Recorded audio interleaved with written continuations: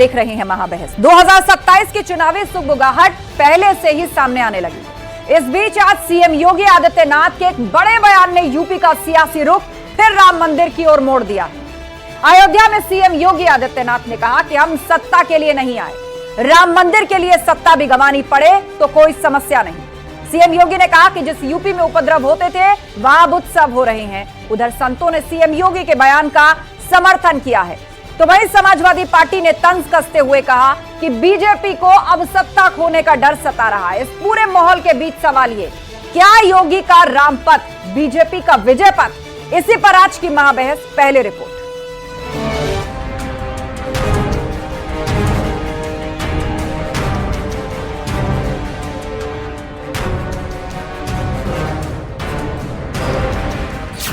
योगी का साफ इरादा, रामकाज में सत्ता नहीं बाधा। एक वर्ग ऐसा था जिसने कहा कि आप जाएंगे फिर राम मंदिर की बात होगी, तो मैंने कहा कौन हम सत्ता के लिए आए हैं, राम मंदिर के लिए सत्ता भी गंवानी पड़ेगी तो कोई समस्या नहीं होनी चाहिए। योगी ने क्यों कहा राम के लिए सत्ता गंवाना मंजूर? तो प्रभु तो समाजवादियों से खुश हैं क्योंकि उनको पता है कि हम उनके जो बच्चे हैं उनकी महंगाई, बेरोजगारी, उनकी परेशानियों का सवाल उठाते हैं। अब बीजेपी को भी एहसास होने लगा है कि सरकार उनकी नहीं आएगी, इसलिए भारतीय जनता पार्टी भी अब बात कर रही है राम की। सेवा, समर्पण, त्याग किसी पद की मोहताज नहीं होती है। उत्तर प्रदेश के माननीय मुख्यमंत्री श्री आदित्यनाथ योगी जी महाराज ने पिछले 10 वर्षों में इस बात को सिद्ध किया है। मुख्यमंत्री बाद में हैं, पहले संत हैं और 3 पीढ़ी से राम मंदिर के लिए उनके पूर्वज समर्पित रहे हैं। योगी का राम पथ, बीजेपी का विजय पथ।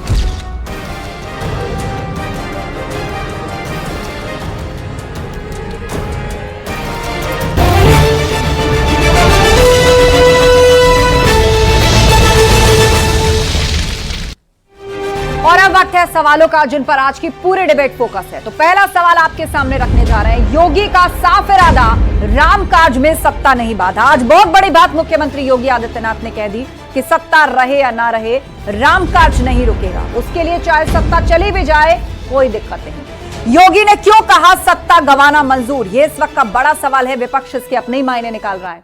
और सवाल यह भी, योगी का राम पथ क्या बीजेपी का विजय पथ? और चर्चा के लिए हमारे साथ गेस्ट पैनल जुड़ रहा है। हमारे साथ राजेश चौधरी जी हैं, बीजेपी प्रवक्ता, प्रोफेसर धर्मेंद्र यादव हैं, समाजवादी पार्टी के प्रवक्ता, प्रियंका गुप्ता जी जुड़ गई हैं, कांग्रेस स्पोक्स पर्सन, फजील अहमद जी हैं, मुस्लिम स्कॉलर, और एचएस रावत जी, हिंदू धर्मगुरु। आप सभी मेहमानों का बहुत बहुत स्वागत है। कुछ मेहमान जुड़ चुके हैं और धीरे धीरे मेहमान हमारे साथ जुड़ेंगे। तो शुरुआत सबसे पहले प्रियंका गुप्ता जी आप ही से कर रहे हैं। मुख्यमंत्री योगी आदित्यनाथ ने बयान दिया है और इस बयान को बहुत बड़ा माना जा रहा है। क्या जिस रामकाज के लिए मुख्यमंत्री कह रहे हैं कि सत्ता गंवानी भी पड़े तो कोई बात नहीं, क्या वो बीजेपी का विजय पथ है? देखिए, आदरणीय मुख्यमंत्री जी बिल्कुल सही कह रहे हैं, क्योंकि अब समय आ चुका है कि जब उनके किए गए कार्यों को, जो उनका 2 बार का टर्म है वो पूरा हो चुका है, उनके किए गए कार्यों की अब पूरी रिपोर्ट कार्ड देना पड़ेगा। जनता पूछ रही है कि आज लखनऊ, जो आप उत्तर प्रदेश की राजधानी है, सोचिए कि वहां पर महिलाएं सुरक्षित नहीं है। बस से उतरती है एक महिला, ऑटो में बैठती है और उसके बाद उसके साथ क्या होता है वो पूरा उत्तर प्रदेश और पूरा देश जानता है। मैं समझती हूँ कि अपराध चरम पर है। जिस तरह से आपके अधिकारी खुले आम जो है कमीशन खोरी का गेम खेल रहे हैं और कब से चल रहा है, कहाँ तक पहुंचा है, ये सारा कुछ पूरा प्रदेश जानता है कि अब किस तरह से कमीशन खोरी पे काम होता है और पूरी तरीके से खुले आम होता है। मैं पूछना चाहती हूँ कि आज किसानों की आय दुगनी करने का जो वादा करके आए थे, आवारा पशुओं की समस्या आज तक हल नहीं कर पाए। किसान को कभी खाद नहीं, कभी पानी नहीं। इन सारी समस्याओं के चलते आज किसान आत्महत्या करने पर मजबूर है, किसानों का कर्ज माफ नहीं होता। ठीक है, आपने बहुत सारे मुद्दों का जिक्र किया। आप लोग चुनाव में इस मुद्दे को सरकार के सामने रखते हैं, लेकिन इन मुद्दों पर आप चुनाव लड़ चुके। बीजेपी राम मंदिर, आप जानते हैं कि राम मंदिर में प्राण प्रतिष्ठा हुई, उसके बाद लोकसभा चुनाव हुए, एक बार फिर से मोदी सरकार बन गई। अब मुख्यमंत्री योगी का यह बयान कि राम मंदिर के लिए अगर सत्ता भी गंवानी पड़े तो कोई बात नहीं, लेकिन मुझे क्या जवाब आप लोगों के पास है? देखिए, सीधा है कि उनको पता है कि उन्होंने काम नहीं किया है, जनता के प्रति वो पूरी तरीके से वफादार नहीं रहे हैं, उसकी वजह से सरकार उनकी दोबारा रिपीट नहीं होगी। ये पूरी तरीके से उन्होंने आश्वस्त हो चुके हैं, पूरी तरीके से उन्होंने मान लिया है। और मैं समझती हूँ कि बेहतर है कि जनता ये तय करे, ये जनता जनार्दन का काम है कि किस तरह से उन्हें किस तरह का विकास चाहिए। ये सारी चीजें जनता को। राजेश चौधरी जी हमारे साथ जुड़ चुके हैं, भाजपा प्रवक्ता। राजेश चौधरी जी बताइए, विपक्ष तो इस बयान को ऐसे ले रहा है कि एहसास हो चला है कि सरकार जाएगी। देखिए आस्था जी, हमारा इतिहास रहा है कि हम जो कहते हैं वो करते हैं। हमने कहा था राम लला हम आएंगे, मंदिर वही बनाएंगे, तो वो बना करके दिखाया। और राम मंदिर के लिए हमने सरकार भी कुर्बान कर दी, और एक एक नहीं 3-3 सरकारें हमारी इसी कांग्रेस ने नाजायज तरीके से बर्खास्त कर दी थी 3 बार। सॉरी। तो हम तो ये जो कहते हैं वो करते हैं। हमारे लिए हमारे मुद्दे प्रमुख हैं। हम जो जनता को वादा करके आते हैं, जो हम आश्वासन दे करके आते हैं, उसको पूरा करते हैं, चाहे सरकार चली जाए चाहे कुछ भी हो। हमने कहा था धारा 370 हटाएंगे, 35 से हटाएंगे, कश्मीर में शांति लाएंगे। आज देखिए कश्मीर का क्या हाल है। कश्मीर में शांति है, धारा 370 ढूंढने से ही नहीं मिलती है। हमने कहा था कि हम कॉमन सिविल कोड लाएंगे, अब उसको ला रहे हैं। उत्तराखंड में लागू कर दिया, यूपी में तैयार हो रहा है। तो हमने कहा था 3 तलाक को समाप्त करेंगे, उसके खिलाफ हम कानून लेकर के आए। तो ये जो कह रहे हो इन्हें कहने दो, इसमें कोई फर्क नहीं पड़ता। हम जो वादा करके आते हैं जनता के बीच उनको पूरा करते हैं। और तीसरी बार योगी आदित्यनाथ जी के नेतृत्व में प्रचंड बहुमत के साथ भारतीय जनता पार्टी 2027 में सरकार बनाएगी। और ये जो प्रियंका जी बोल रही है विधानसभा में टॉर्च लेके ढूंढो तब कांग्रेस के एमएलए नजर आते हैं। बोलिए प्रियंका जी। आप आप जनता के मुद्दों की बात कर रही थी, जनता के मुद्दों पर जवाब दिया राजेश चौधरी जी ने। वो कह रहे हैं कि हमने 3 तलाक की बात की, हमने हलाला की भी बात की, क्या वो जनता के मुद्दे नहीं थे? हमने विकास की बात की, हमने एयरपोर्ट पर, आप सुनी रही होंगी उन्होंने क्या क्या गिनवाया। नहीं, मैं सिर्फ इतना पूछना चाहती हूँ, उन्हीं के तो विधायक हैं नंद किशोर गुर्जर जी, क्या बोल रहे हैं? कह रहे हैं कि भ्रष्टाचार चरम पे, बिना पैसे लिए कोई काम ही नहीं होता। और मुख्यमंत्री जी के ऊपर भी पता नहीं उनके अधिकारियों का पूरी तरीके से दबदबा है। उन्होंने तो साफ साफ शब्दों में कहा अफीम, चरस, गांजा पूरी तरीके से उत्तर प्रदेश में व्याप्त हो चुका है। आप और कहीं दूर जाने की जरूरत नहीं, आपको पता चल जाएगा कि कितने इन्होंने शराब के ठेके बांट रखे हैं। लोग मारे जा रहे हैं, मुकदमे नहीं हो रहे हैं। आप ये समझिए कि पुलिस की कंप्लेंट तक नहीं हो रही है, बहन बेटियां घर से निकलना मुश्किल है। और ये कोई विपक्ष नहीं कर रहा है, ये आपके खुद के विधायक कह रहे हैं, और उस पर क्या जवाब देंगे इनसे पूछिए। ठीक है राजेश चौधरी जी, आपको जवाब देना है इस पर, मैं एच.एस. रावत जी का रुख करूंगी। देखिए उत्तर प्रदेश की कानून व्यवस्था देश के अंदर सर्वोत्तम कानून व्यवस्था है। योगी आदित्यनाथ जी के लॉ एंड ऑर्डर के मॉडल को पूरा देश लागू करता है। इनकी सरकार है कर्नाटक में, वहीं के डिप्टी सीएम कहते हैं कि योगी मॉडल को लागू करना चाहिए कर्नाटक में। आज उत्तर प्रदेश है, आज उत्तर प्रदेश में शांति है। आज रात में आप कहीं निकल जाओ, आपको कोई छू नहीं सकता है। और नहीं समाजवादी पार्टी के शासन में, बहुजन समाज पार्टी के शासन में क्या हाल होता था उत्तर प्रदेश में? रात में रोड बंद हो जाते थे, रात भर लूट होती थी, सरकार के संरक्षण में अवैध काम होते थे, अवैध खनन होता था, तमाम ऐसे इलीगल काम थे जो सरकारों के नेताओं के संरक्षण में होते थे। आज उत्तर प्रदेश में नहीं होता। आज उत्तर प्रदेश में इन्वेस्ट होता है। आज दुनिया से लोग आकर मैं आप दोनों को रोकना चाहूंगी। 2 पैनलिस्ट और हमारे बीच में, एक बार वो भी अपनी बात रख लें, उसके बाद मैं फिर से रुक करूंगी आपका। एच.एस. रावत जी हमारे बीच में। एच.एस. रावत जी, मुख्यमंत्री का ये कहना है, इसके 2 अर्थ निकाले जा रहे हैं। एक तो ये कि ये बीजेपी का विजय पथ है और बीजेपी इस पर कायम है, और दूसरा विपक्ष जो कह रहा है कि लगता है अंदर खाने एहसास हो चला, इसलिए इस तरह का बयान है। विपक्ष जो जिस तरीके से सोच रहा है आस्था जी, वो इसके मायने नहीं है, क्योंकि राम मंदिर तो बन चुका है, और जब बन चुका है तो उन्होंने उसके मायने ये कैसे लगा लिए कि सरकार जाने का खतरा बना हुआ है। ये तो उनकी सोच का जो प्रेडिक्शन है वो मुझे लगता है गलत है। योगी जी ये कह रहे हैं कि इस प्रकार से, अगर जिस प्रकार से राम मंदिर पर हमारी सत्ताएं चली गई थी, हमने परवाह नहीं की, आगे भी अगर कोई ऐसी बात होती है तो हम सत्ता के लालची नहीं है, हम काम करने वाले लोग हैं। हमने मंदिर को बना करके दिखाया है, और आगे भी जो कृष्ण जन्मभूमि है और ज्ञान वापी का मामला है उसको भी हम आगे लेकर के चलेंगे। और इनके लिए भी अगर सरकारें चली जाती है तो कोई फर्क नहीं पड़ता। इसलिए निश्चित तौर पर उत्तर प्रदेश के अंदर भय मुक्त शासन तो चल रहा है। आप जाकर के सहारनपुर में देखिए, आप जाकर के मुजफ्फरनगर में देखिए, इन जगहों पे जाके देखेंगे तो लोग बोलते हैं कि यहाँ रात को निकलना मुश्किल होता था शाम को, आज लोग रात के 12 बजे अपनी बाइक पे चले जाते हैं, कोई फर्क नहीं पड़ता है। और जिस समय गड्ढे इतने बड़े बड़े होते थे, 10 किलोमीटर जाने में आधा पौना घंटा लगता था, आज 5 मिनट का रास्ता रह गया। तो इसमें विकास जबरदस्त हुआ है। ठीक है, प्रोफेसर धर्मेंद्र यादव भी हमें ज्वाइन कर चुके हैं, सपा प्रवक्ता। प्रोफेसर धर्मेंद्र जी बताइए, मुख्यमंत्री योगी आदित्यनाथ का यह बयान कि राम मंदिर के लिए सत्ता भी गंवाना मंजूर है, लेकिन राम के शरण में रहेंगे। आशा जी, भारतीय जनता पार्टी बयानवीर और माफी वीरों से भरी पड़ी है। इनके बयान के क्या माने हैं, क्या समझ के बोलते हैं, इसका अंदाजा लगाना तो मुश्किल है। अभी कानून व्यवस्था के कसीदे पढ़े जा रहे थे। आज ही गाजीपुर के अंदर 2 नौजवानों को दिन में गोलियों से भून दिया गया। ये इनकी कानून व्यवस्था है। अयोध्या में पुलिस को, महिला पुलिस कांस्टेबल का चलती ट्रेन में रेप हो जाता है, ये इनकी कानून व्यवस्था है। वाराणसी की डिप्टी जेलर आपने देखा होगा, मीना कन्नौजिया का क्या हाल हुआ। तो जेल के अंदर महिलाएं सुरक्षित नहीं, रेल के अंदर महिलाएं सुरक्षित नहीं, जिले में महिलाएं सुरक्षित नहीं, खेत खलिहान में महिलाएं सुरक्षित नहीं, और भारतीय जनता पार्टी से तो इस देश की बेटियां सुरक्षित नहीं। ये कानून व्यवस्था है, इनके कसीदे हैं, इन्हें आंकड़ों से कोई लेना देना नहीं है। उत्तर प्रदेश महिला अपराध में नंबर 1 है। इस बात को योगी जी भी जानते हैं, क्योंकि मोदी जी का रिकॉर्ड है, मोदी जी का आंकड़ा है, वो जानते जरूर होंगे। लेकिन चैनल पे आके बैठ के भाषण देना तो भारतीय जनता पार्टी की परंपरा सी बन गई है। जब इनसे कोई सवाल पूछा जाएगा कि जो आपने कहा था लोगों के लिए वो कब करोगे, उसके बारे में बात नहीं करेंगे। डकैती जैसी घटनाएं उत्तर प्रदेश में आम हो गई हैं। लूट, छिनैती, बलात्कार तो आम हो गया उत्तर प्रदेश के अंदर। तो आज उत्तर प्रदेश जिस कुशासन से जूझ रहा है उससे लोगों में क्या है भय, मुझे बताइए। आरक्षण के नाम पर आप देखो कि कोई मिश्रा, कोई पांडे ओबीसी में आरक्षण ले लेता है। तो ये इनका काम करने का तरीका है। ये किसकी जो तरफ इशारा कर नियुक्तियां रहा हो है रही हैं, जी? नियुक्तियों में आरक्षण का तो कोई हिसाब किताब नहीं दे पा रही भारतीय जनता पार्टी। तो कानून व्यवस्था पे फेल है, आपके शासन प्रशासन पे फेल है, और आरक्षण के मामले में इस पर तो आप अगर भर्ती परीक्षा की बात कर रहे हैं तो उस पर तो आयोग ने खुद सफाई दी थी कि केवल सरनेम देखकर आप जाति का अंदाजा नहीं लगा सकते, वो फॉर्म पर लिखा होता है। आजकल कई बार कॉमन सरनेम के पीछे भी कौन किस जाति का है वो कौन से मिश्रा वो स्पष्ट नहीं होता है, केवल नाम से स्पष्ट नहीं होता है। इस देश में जाति के नाम से ही तो वो क्या नाम है, कैटेगरी बनी हुई है। किसी मिश्रा को आपने ओबीसी में देखा? किसी यादव को आपने जनरल में देखा? यादव कैटेगरी को जनरल में कभी आपने देखा? ये तो बिल्कुल फिक्स है ना, ये तो उसी में है। तो ये तो आयोग अपने मुंह छुपाने के लिए, ऐसा आपको लगता है या हमको लगता है?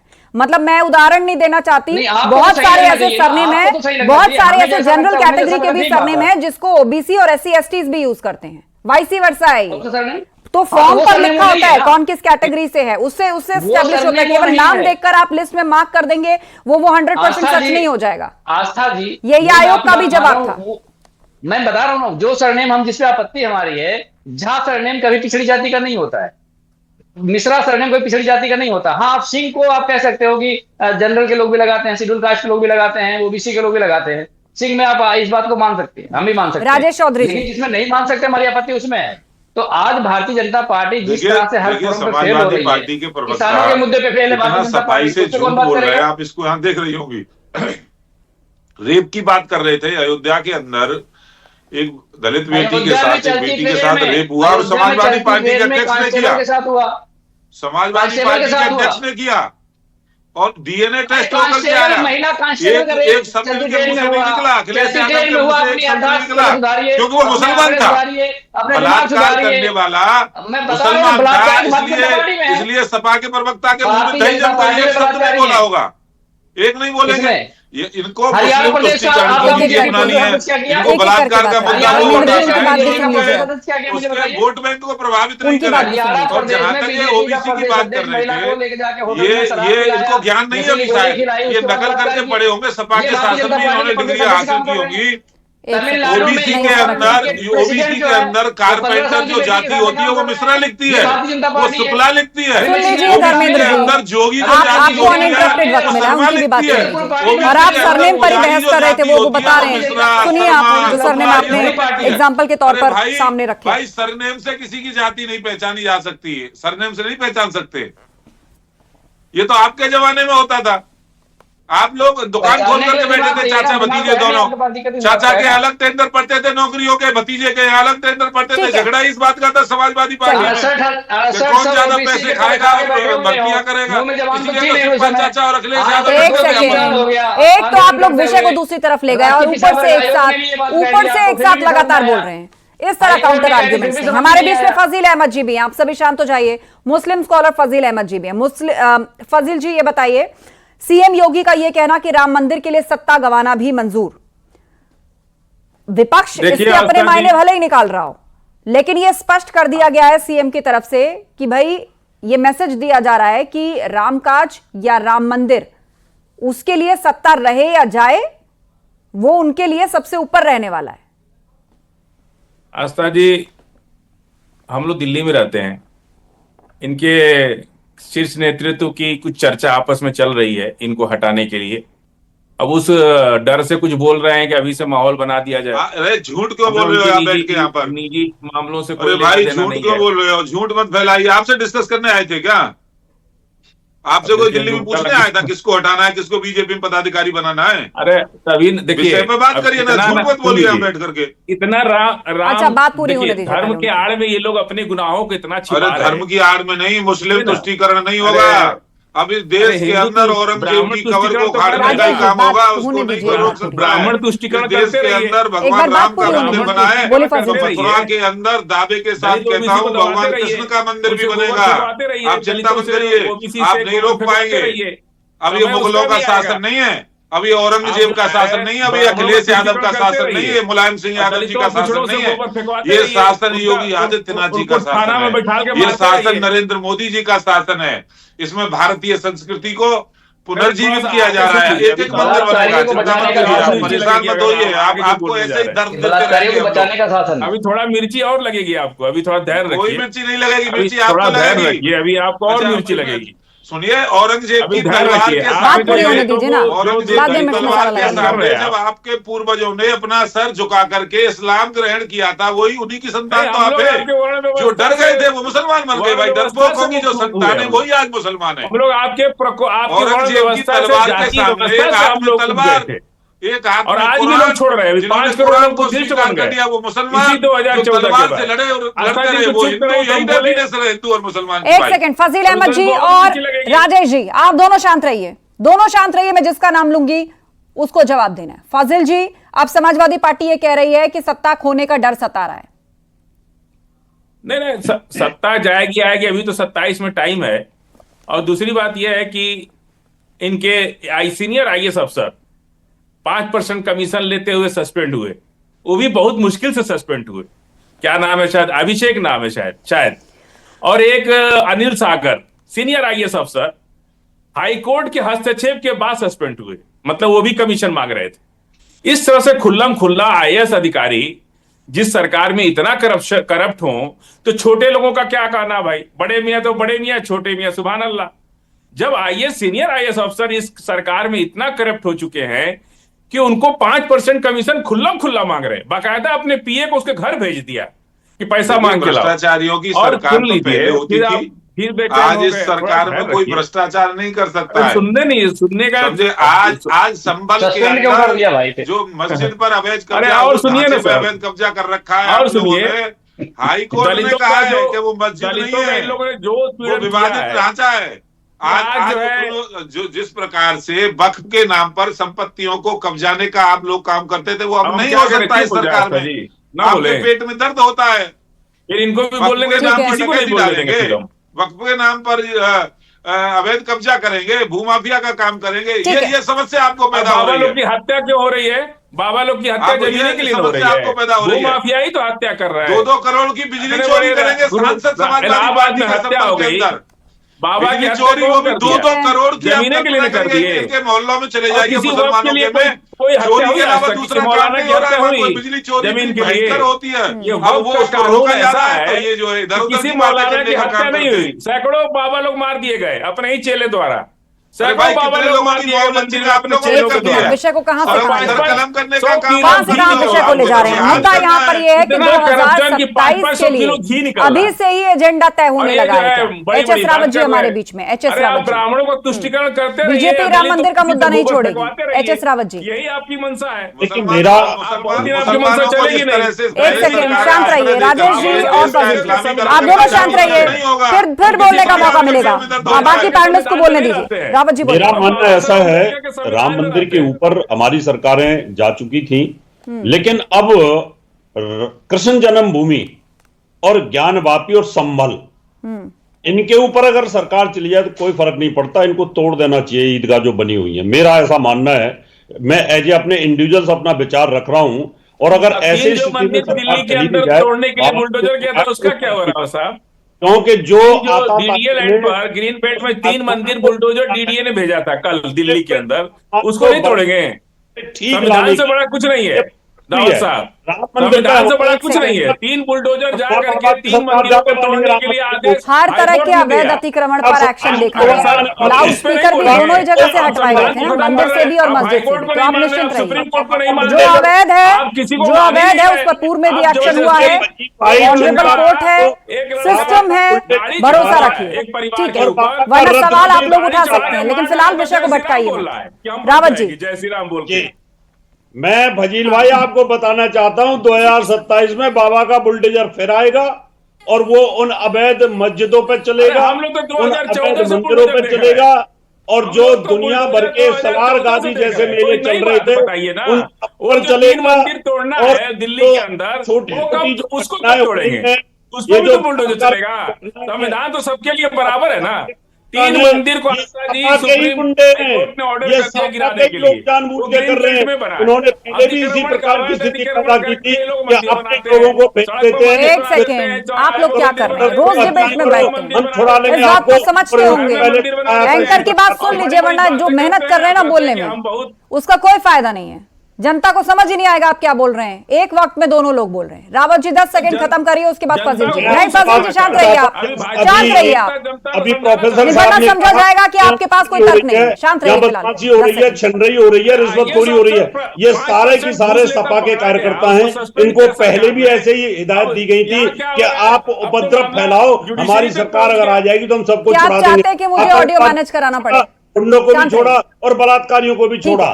ठीक है फाजिल जी, 10 सेकंड बात पूरी कीजिए, उसके बाद धर्मेंद्र जी।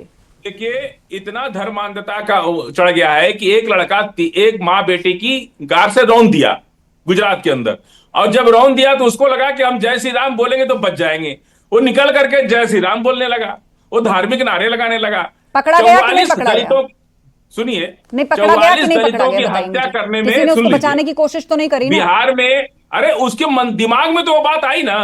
44 दलितों की देखिए, जो हत्या करने क्रिमिनल वाले माइंड लोगों को है, फांसी की जो सजा हुई। क्रिमिनल माइंड है, वो हर अच्छा जी, तरीके से आप ही नहीं सोच बोलने सकता दे रही है, वो हमको। हर हथकंडे में पड़ सकता है। सुनिए, लेकिन आप मुझे ये नहीं, बताइए कि क्या किसी ने आप जय किसी श्री को राम जान बोलने से पर मार उसको दीजिए, छोड़ दिया जय श्री राम या बोल फिर दीजिए। उसको बचाने की कोशिश एक की? हिंदू ये बताइए, को सिस्टम ने काम किया कि नहीं किया? काट कर और उसकी पत्नी को बहला फुसला कर बिहार में लव जिहाद के तहत ड्रम में बंद किया कि नहीं किया? मुसलमान नहीं थे वो? बाद फांसी हुई, मेरठ के अंदर क्या हुआ है? जय श्री राम बोल रहा है। मेरठ के अंदर क्या हुआ जरा बताएंगे? फांसी होने मेरठ के अंदर 2 मुसलमानों ने पहले एक महिला को अपनी प्रेम जाल में फंसाया, फिर उसके पति की हत्या की, उसके टुकड़े टुकड़े किए और ड्रम में बंद कर दिया, सीमेंट से पैक कर दिया। ये सिखाता है आपका इस्लाम? ये आपका इस्लाम ये सिखाता है?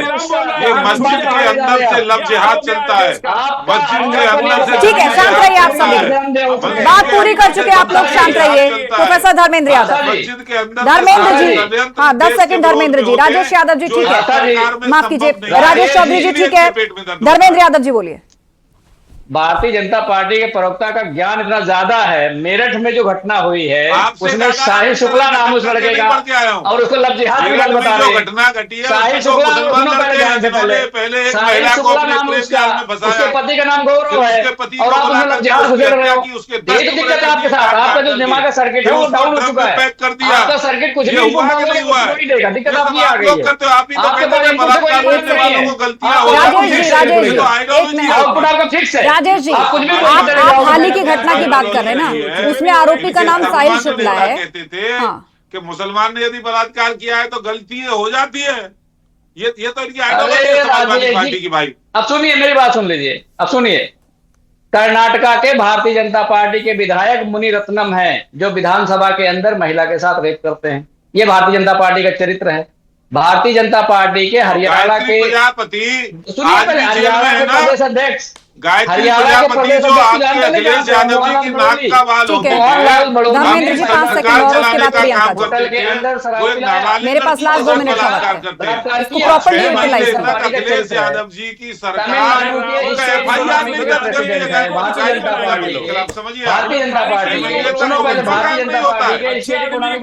मैं तो सोच रही हूँ अच्छा हुआ आप लोग एक साथ स्टूडियो में नहीं है, वरना क्या हाल करते एक दूसरे का। शांत रहिए आप सभी लोग, शांत रहिए। आपने डिबेट का क्या बनाकर रख दिया है? अच्छा है आप लोग स्टूडियो में एक दूसरे के आमने सामने नहीं है, वरना यहां पर क्या हाल हो सकता था। मैं जिसका नाम लूंगी उसकी आवाज ऑन एयर जाएगी। पीसीआर प्रियंका जी। देखिए आस्था जी, मैं सबसे पहले तो यही पूछना चाहूंगी कि ये उत्तर प्रदेश में जो प्राथमिक विद्यालय है वहाँ टीचर नहीं है, हॉस्पिटल में डॉक्टर नहीं है। जो अभी भ्रष्टाचार की बात कर रहे थे, रामपथ तो जीता जाता उदाहरण है। आप बताइए कि वहां नहीं छोड़ा, वहां जो रामपथ बना उसमें न जाने कितने गड्ढे हो गए एक ही बारिश में। आप बताइए, क्या आपको लगता है कि अपराध रुक गए? लूट मार, जो मर्डर का, रेप का, आए दिन अखबार पूरा भरा पड़ा रहता है। और कहने के लिए कहिए कि अरे सब भाग गए यहाँ से अपराधी। अरे कहाँ भाग गए अपराधी? समय आ चुका है कि जनता को हिसाब देना है। अब जनता को हिसाब देने के समय आप जो है आप फिर से जाने की बातें कर रहे हैं। अरे भाई बताइए ना, जनता को कितना रोजगार लास्ट कमेंट दिया? राजेश चौधरी जी। देखिए, इनकी बात यही झूठी साबित हो रही है। आपके स्क्रीन पर चल रहा है कि अयोध्या के अंदर 272 करोड़ का जीएसटी जनरेट हुआ है साहब। आप कल्पना करिए, 66 करोड़ से अधिक लोग आए महाकुंभ के अंदर, 3 लाख 3.5 लाख करोड़ से अधिक का व्यापार हुआ है। ये हिंदुत्व देता है, ये सनातन देता है। सनातन किसी के घर को जलाने का काम नहीं करता, सनातन किसी की गाड़ियों में आग लगाने का काम नहीं करता, सनातन जिहाद चलाने का काम नहीं करता। ये समझना होगा इन लोगों को। और कुल मिलाकर बड़ा सवाल ये है कि क्या सीएम योगी आदित्यनाथ ने ये बड़ा बयान देकर यूपी का सियासी रुख एक बार फिर से राम मंदिर की तरफ मोड़ दिया? आप सभी पैनलिस्ट का शुक्रिया इस चर्चा में शामिल होने के लिए। तो अयोध्या में सीएम योगी आदित्यनाथ ने कहा कि हम सत्ता के लिए नहीं आए हैं, राम मंदिर के लिए सत्ता भी गंवानी पड़े तो कोई समस्या नहीं है। जिस यूपी में उपद्रव होते थे वहां उत्सव हो रहे हैं। संतों ने सीएम के बयान की सराहना की है, लेकिन विपक्ष इस पर तंज कस रहा है और कहा है कि बीजेपी को सत्ता खोने का डर सता रहा है। पूरे माहौल के बीच सवाल ये कि योगी का राम पथ क्या बीजेपी का विजय पथ?